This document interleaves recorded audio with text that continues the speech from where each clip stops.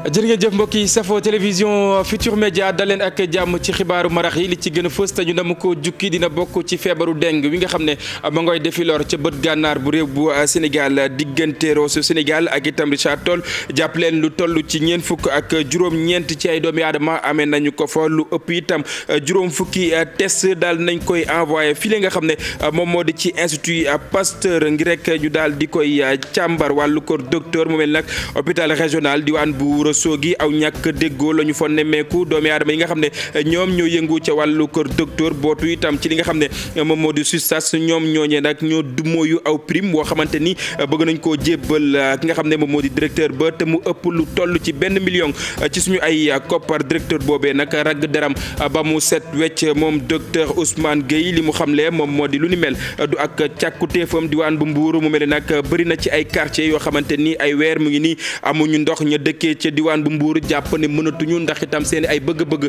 faaw mu saafarawu seen o itam xam ne rek ne dina wuti pexe fileek loolee di daal di antu ngir rek ñu gën a jëmmal taxawaayu police ngir rek mu xeex li nga xam ne moom moo di wàllu terrorisme jàpp leen ne aw salle wu simulation wu scène wu crime daañ ko amal fa nga xam ne moom moo di école nationale bu police mu nekk loo xamante ni GIZ moom moo ko rek daal di jiite mu doon aw coopération allemande ànd ci ak gouvernement bu Sénégal koppar yi nga xam ne ficc nañ ko ngir daal di amal bile projet ëpp na 1 milliard ci suñu ay koppar mbokki lu ni mel ni tënk la léegi ñu faram fàccee.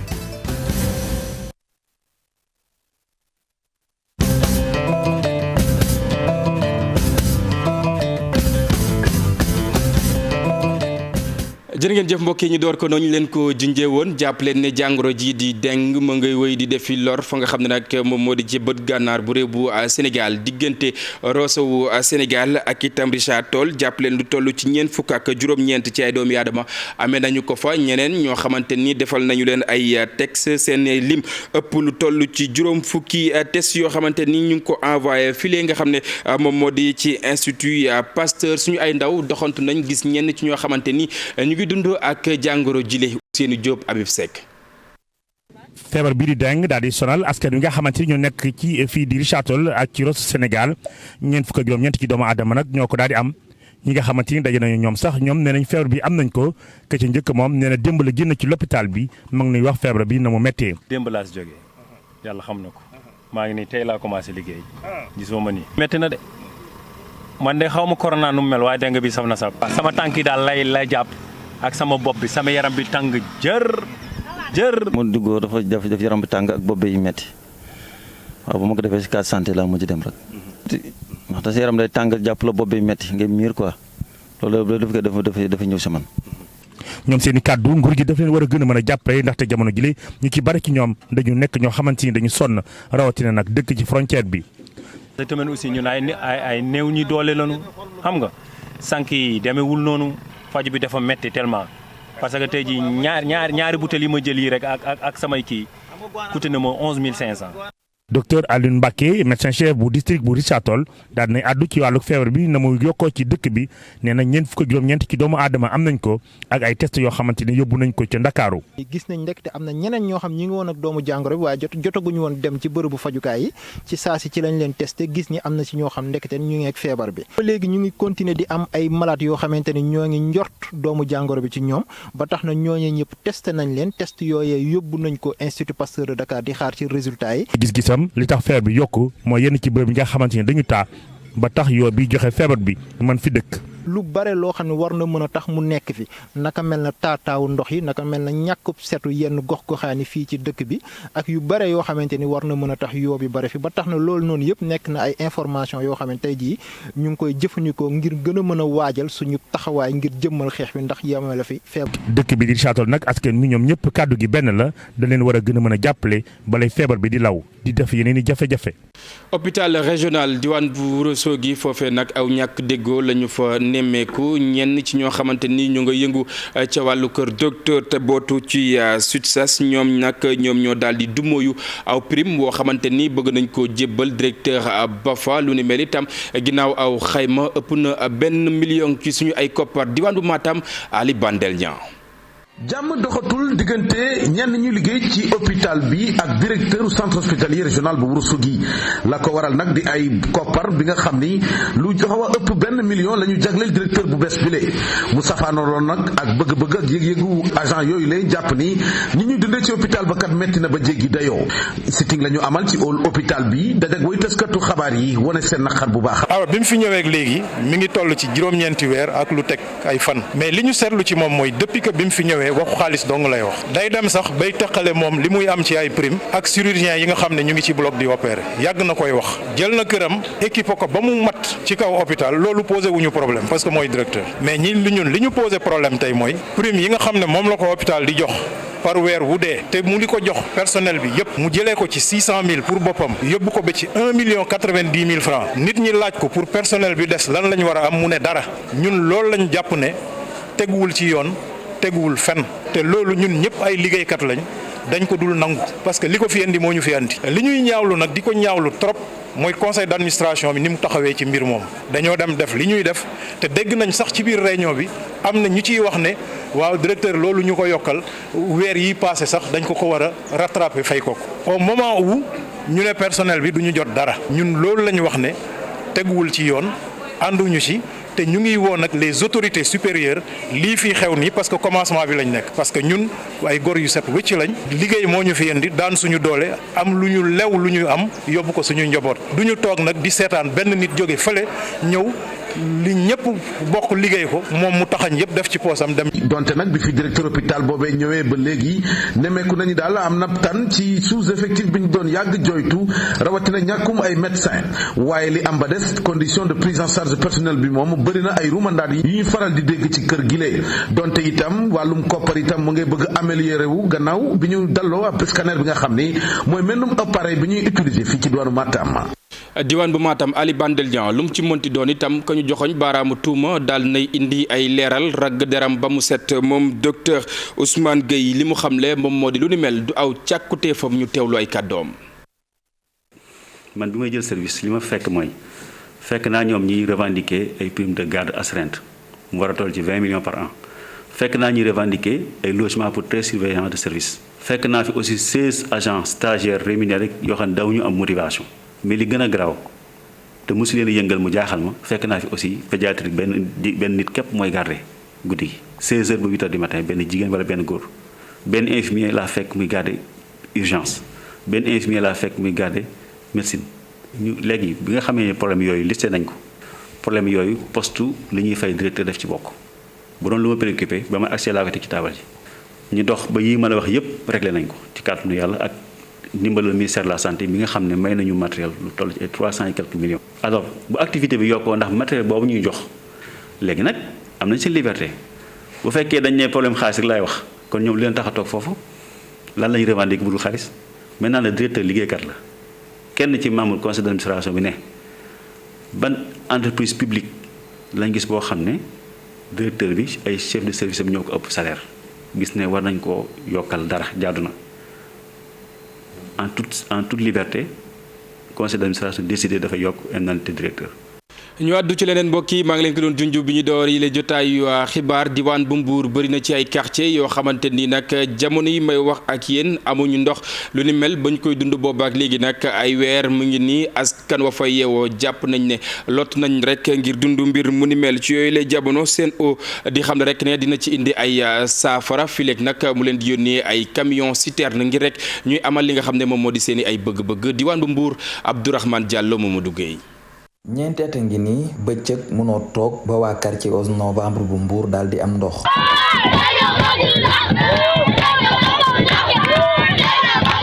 waaye fan yi ñu génn robinet yi muy guddi di bëccëg lépp tëj. 4 ans ba léegi à partir de 22h lañ doon toog di root ba minuit wala 1h du matin problème boobu ba léegi ñu ngi jànkonte ak moom léegi nii loolu yematu ci mënatuñoo am ndox ñetti fan a ngi nii amatuñu ndox gis ngeen waa koñ bi ñëpp ñu ngi taxaw bërigo yaa ngi ni taxaw mën naa ne nit ñi naanuñu sanguwuñu gis ngeen ñii ñëpp seen i fóot kenn fóotu am nañu problème te boo déggee ñu ne dund nit ndox moo tax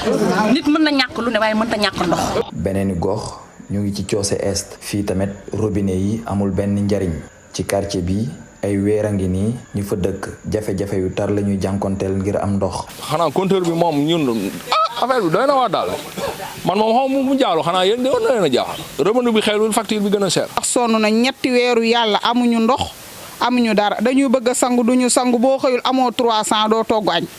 ndax filtre bi ngay jënd pour togg boo jëndee filtre pour togg nag doo am loo na. waa Sen'Eau di xamle ni ñu ngi def seen kéemtalaayu kàttan ngir mën a saafara jafe-jafe jooju teewul bés bu ne dinañu yóbbu ay citerne ndox ci koñ yooyu. kër yi gaañu nañu ñun ñoo fi ne ay mag amuñu kenn duñu dimbale. Abdourahmane ñu des ci wàllu ndox waaye bi la yoon ci géej gi la ñuy wax ñenn ci ay nappkat ak itam mareyeur yi nekk ca Jifeer xam ngeen na ci région bu Fatick la nekk ñoom itam mer ba futt la ñu def ngir aay wi nga xam ne nag ñu ngi leen koy aaye li nga xam ne moom moo di napp gi génn nañ taxaw ci mbedd yi xam ne duñu toltolaan benn yoon la ñuy sàkku bokk na ci chef bu service local wu pêche bu Jifeer daal leen abal ca bopp nga xam ne nag yi la jamono moo nga fa féete Aminata Goudiaby ak itam Abdou Karim Bey.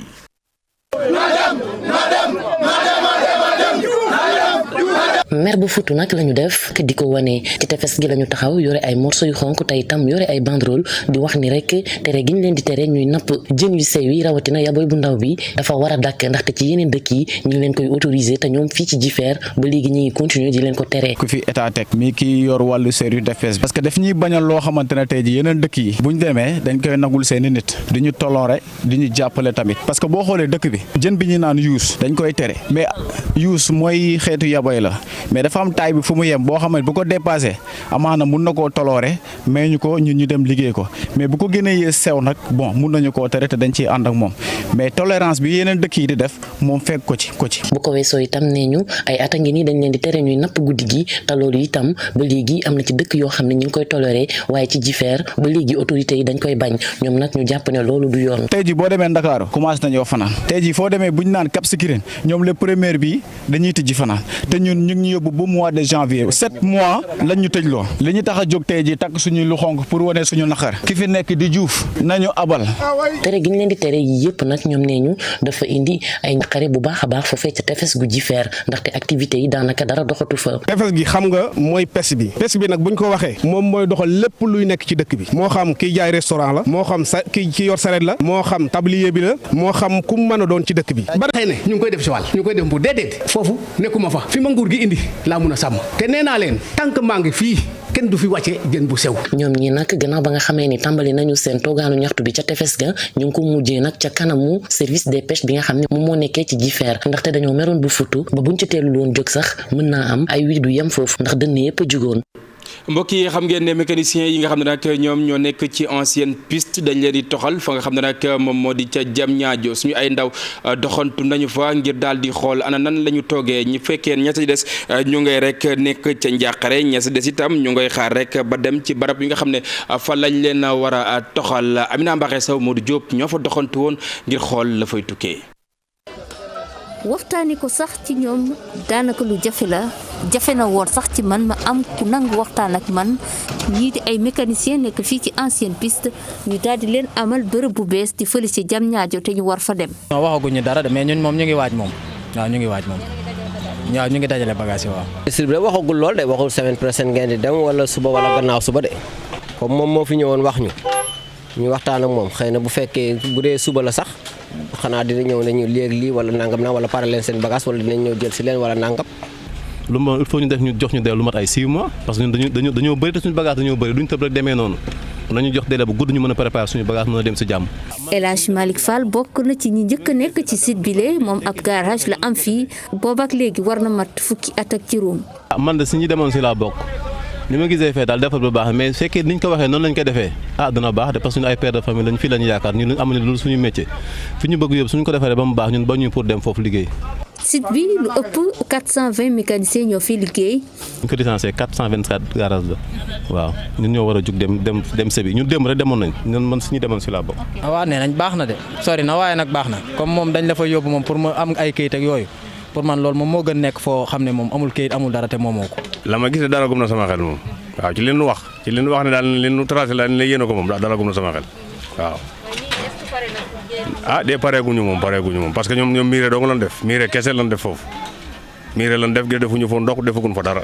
tey jii ñu war a préparer wu ngir dem ci beneen bërëb ci Diamniadio ñenn ñi sax bu dee mbir mi du lu leen gënal waaye nee nañu bu dee fële ñu leen di yóbbu def nañ fa lépp lu war ñoom gisuñu lu tax duñ fa dem wéyal seeni liggéey. coowal de média xam ngeen ne ni kii démb huissier de justice ma nga fa woon ak itam waaye takk der ya nga xam ne ñoom ñoo waroon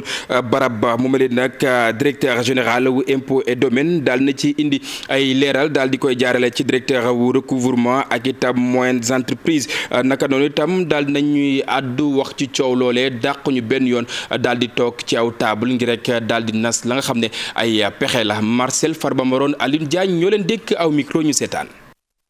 Direction générale impôts et domaines pare nañ ngir waxtaan ak groupe des médias bu dee sax recouvrement forcé la ñuy def dañuy bëgg tout le temps di ci waxtaan ak ñi ñu yoreel waa des médias bu ñu bëggee sax suba ñu dalal leen ngir fexe ba am solution. C'est un dossier qui a été programmé depuis. benn dossier la bu ñu programmé woon bu yàgg ci lu jëm ci suñuy mission comme ni ñu koy faral di defee amul dara lu ci bees contrôle des médias bi ni ñu ko defee comme ni ko loi bi waxee la rek waa DGID di fàttali ne avis à tiers détenteur ñu gën ko xamee ci ATD amul benn impact ci situation financière bu entreprise des médias di dund. Ici et là, on a entendu dire que. dégg nañ ñu ne contrôle boobu tax na ba salaire yi fayuñ leen demeewul noonu ATD buñ koy def dañuy laaj nit ki mu versel ñu montant bi mu yor ak moom waaye ba léegi defuñ ko kuy jiite groupe des médias di Bougane Gueye Dany moom nag daanaka yàggul dara wane na ay documents. yuy firndeel ne amul lu mu yoreel waa direction générale des impôts et domaines dafay mel ni rek ñu ne quitus fiscal benn nataal bu ñu def la situation bi mën na kon changer boobule quitus fiscal nag du lu tax nga war a bañ a fay ba léegi bu ñu sukkandikoo ci waa direction générale des impôts et domaines lu toll ci juróom-ñaar fukki entreprise yoo xamante ne sax état bi ñoo leen moom fu mu nekk nii ñu ngi leen di defal lu ñuy tuddee vérification générale de comptabilité waaye tamit lu ëpp ñetti téeméer ci yooyu les entreprises ñu ngi leen di defal lu ñuy tuddee contrôle sur pièce ak ñeent yoo xamante ne ñu ngi leen di defal contrôle ponctuel. Marcel kile nag dañu ko rek tudd ci mbir koppar yoo xamante ni dañ jortu ne da ko lubal ci lu toll ci juróom-ñaar fukk ak juróom-ñett ci ay millions mu di homme d'affaires bile di Baye Ciss naka noonu itam daal na ci indi ay leeral moom itam la mu xamle moom moo di ñàkk a joxoñ baaraamu tuuma ci loolee du leen bàyyi benn yoon mbir mi ndax saayee noonu dina ci ànd ak ñi nga xam ne nag ñoom ñoo koy xelal jëm ci wàllu yoon aw ndaje woo xamante ni amaloon na ko Fatou Bintou Konté ak Cheikh Sarr wu IGFM ñoom ñoo ñu fa teewaloon ñu seetaan. dafa fas yéene indi ay leeral ci affaire escroquerie ak abus de confiance bi nga xam ne mi ngi toll ci 78 millions te fan yii yëpp ñu di ko bindal ci presse bi moom homme d'affaires bi tudd Baye Ibrahima Niass Ciss ñu xamee ko ci turu Baye Ciss dafa jàpp ni rek jamono ji acharnement ak tamit chantage la ñuy teg ci ndoddam. Quand même lu duré 22 ans tu n'arrives pas à travers la justice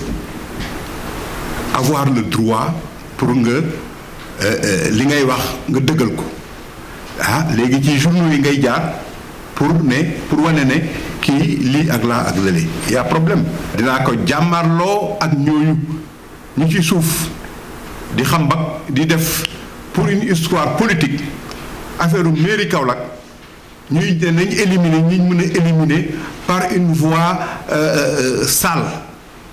Nous, on ne descendra jamais dans les caniveaux. C'est juridique mi nag dañoo xam ne sax ni histoire 78 millions boobu ak société Great Network Computer ba mu amee toll na ci lu mat 22 ans di libéré bi sax ña ngi ko amaloon mu am indi woon nag benn non-lieu boo xam ne ci datu 25 juin lan ko bind. non-lieu c'est-à-dire amul sax di ko topp moo nañu ko toppee dara loolu am nañu ordonnance bu ko firndeel. boo xam ne juge d'instruction moo ko génnee dogal bu leer nañ ba tey bi may wax ak yéen bu fekkee yor nañ décision cour d'appel bu condamné définitivement Baye Niass Ciss ne def na escroquerie wala def na abus de confiance nañ ko génnee. conseil juridique mi nag di ñu xamal ni li ñuy wax naan ay biens dañ ko saisir dara amu ci. amul benn immeuble soit terrain wala kër wala leneen loo xam ne monsieur Ciss moo ko moom. yoon teg si loxo. moom mi milliardaire boobu di Baye Ciss nag beddiwul benn yoon li nga xam ne moom moo di rester en justice maanaam yóbbu ci fi mbaxane doone benn ñii nga xam ne ñoom ñoo bind gile article ak ñi nekk ci seen gannaaw fi mu toll nii question boobee mi ngi koy waxtaan ak ñi nga xam ne moom ñoo di avocat am. Fatou Bintou jàppale nag commission ad hoc yi nga xam ne nag ñoom ñoo war a sëgg ci dañuy dindi mbalaam kiiraay am déet ki nga xam ne moom moo di El Hadji Mamadou Sall ak itam Boubacar Biaye xam ngeen ne ñoom ñooy député yi nga xam ne nag joxoñ nañ leen baaraamu tuuma ci lu ñeel passeport diplomatique yi boobaak léegi yéen a ngi dégg li nga xam ne nag moom moo di coow li jàppale ne daañu amal li nga xam ne nag moom moo di audition yooyu le député niki àjjuma yemook ñaar fukki fan ak juróom-ñeent ci weeru octobre atum 2021 bu 10 heures jotee daañ ci dikkaat boobu lay xibaar nu mu gën a yaatoo leneen loo xamante ni junjoon naa leen ko bu ñuy door ngir gën a ñoŋal lépp lu ñeel wàllu kaaraange rawatina police leen ci aw salle wu simulation wu scène wu crime daañ ko amal fa nga xam ne nag moom moo di école nationale bu police loolee nag ñi ko jiite bokk na ci GIZ di aw coopération allemande ànd ci ak gouvernement bu Sénégal projet boobee la ñu ficc ci ay koppar ngir rek daal di koy biral ëpp na $1 milliard ci suñu ay koppar Fatima Touré ak Jaafara Ba ñoom ñooñ fa teewuloon. C'est dans cet espace que la nouvelle salle de simulation de scènes de crime sera construite au sein de l'école nationale de police dans le ci pàkk bi ngeen di gis ñu daal di teg xeer bu njëkk la ñu namm tabax li nga xam ni moo di salle bu njëkk bu nga xam ni nag dañ ko jagleel lépp loo xam ni dafa jëm ci wàllum seenu crime gouvernement du Sénégal nag lëkkaloo ak waa GIZ ci ab projet. Cette détermination a déjà permis d'enregistrer. ci téere bi nga xamante ne moom la ñuy tàggatee lii di police scientifique ak technique bi. ci session bi nga xamante ne ni dañuy tàggat ñiy tàggataate ci wàllum police technique wane na ni réew mi nag am na ay réalisation yu bëri yoo xam ne def na ko loolee itam tax na tey ñu gën a yeesalaat li nga xamante ne ñoo di jumtuwaay yu waa police yi. L'obligation d'avoir une formation de qualité. GIZ nag daati namm équipé li nga xam ne moo di salle boobee def ci lépp lu ci war. Cet édifice, une fois construite. ñun waa GIZ ñoo équipé salle bi nga xam ni fa lañu war a defee lépp loo xam ni dafa jëm ci simulation scène de crime oto yi nga xam ne nag joxe nañ ko di ay laboratoire mobile dina permettre ñi nga xam ni ñooy police sénégalaise bu ñu demee ci terrain bi ñu gën a opérationnel. Sur le terrain des scènes de crime. ministre nag bi nga xam ni moom la ñu dénk li nga xam ni moo di kaaraange réew mi moom nag bu ñu sukkandikoo ci ay kàddoom lépp li nga xam ne rek équipement la ñi nga xam ne nag ñooy waa police ñu war ko téye bu baax. J'exhorte ainsi les personnels de police. jumtuwaay yi nga xamante nit jox nañ leen ko wax dëgg fa yàlla ngir rek ñu gën a mën a yokk seen liggéey waaye itam ñu gën ko mën a teg ci yoon lii. dees nañ ci teg benn laboratoire mobile ak tamit benn salle boo xamante ni fa la ñuy essayer lii di scène de crime yi. projet bi nag ñu dugal ci xaalis bu takku lu toll ci $1 milliard 600 millions ñaari parti yi nag du gouvernement du Sénégal ak république allemande ñoom ñëpp rek daati signé li nga xam ne moo di contrat d'exécution wu projet bi salle bi nga xam ne nag mooy simulation scène de crime dinañ ko rek daati réceptionné ci at bi ñu dëkkmal. jërëjëf Fatima Touré mbokk yéen itam jërë ngeen jëf ci li nga xam ne moom moo di teewlu bi ma jox leen daje ëllëg incha allah 6h30 dinaa fi teew.